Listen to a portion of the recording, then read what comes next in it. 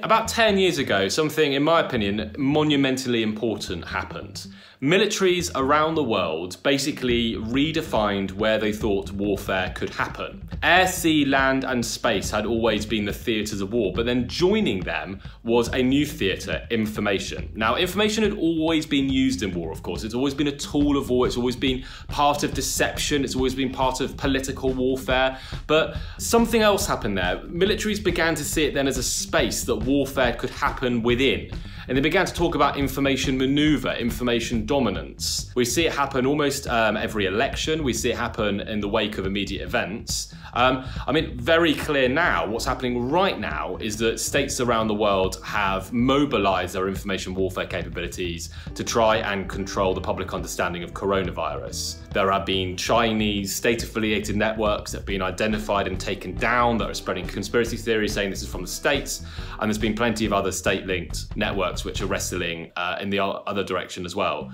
Well, over the last kind of 15 years or so, we've just transported so many different parts of our lives online. Our politics, our social lives, our romantic lives. And of course that means that conflict too is going to transport into that realm. It's a place of power, it's a place of wealth, and by extension, therefore, it's never going to be a place where either states nor militaries can stay out of.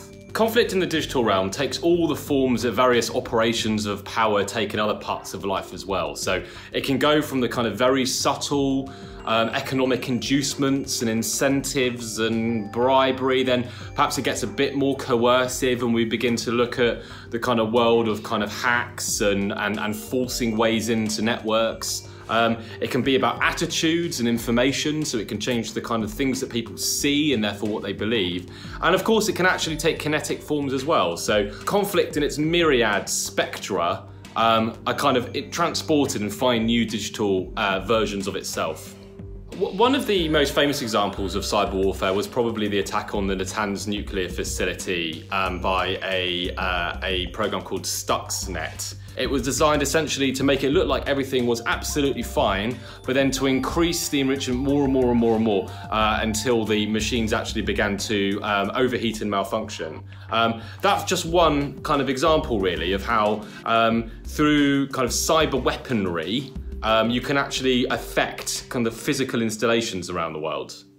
I think that around those small number of sophisticated kinetic kind of warfare though, there is a much wider, much more common kind of cloud of fuzzier versions, and especially kind of information warfare and conflict which happens using messages and on social media platforms and that is targeting kind of beliefs and attitudes as well as a nuclear facility.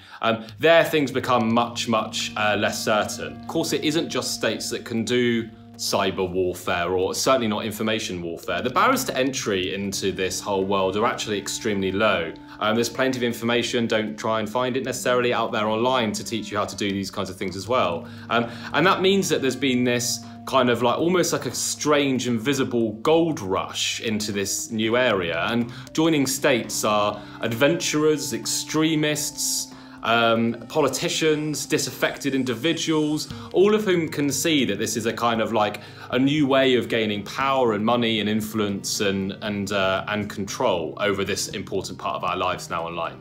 Now, I think it's inarguable that conflict happens online. I think we can all see conflict every day. I think what is more difficult to understand is whether this conflict constitutes a new form of warfare. Warfare is a very rules-based activity. Weirdly, it's very legally bound and it has certain conditions to it. Conditions such as it's often states that do it, it has to have a criteria of violence, and often starts and stops at definable times. And often the kinds of conflict you see in the cyber realm actually don't really have such clear definitions or conditions to it at all. Often it is done by lots of different kinds of people. It happens without being declared, and there are certainly no peace resolutions which are drafted. There's no debates over it on the UN Security Council. And so for all these reasons, I think, it kind of dwells in this kind of fuzzy middle area where some people can kind of draw out more of the kind of aspects of it which relate it to warfare, and others actually continue to say that it doesn't have those fundamental, important, elemental things which warfare needs to have. Hope you liked the video, and if you did, please do like and subscribe to the Imperial War Museum's YouTube channel.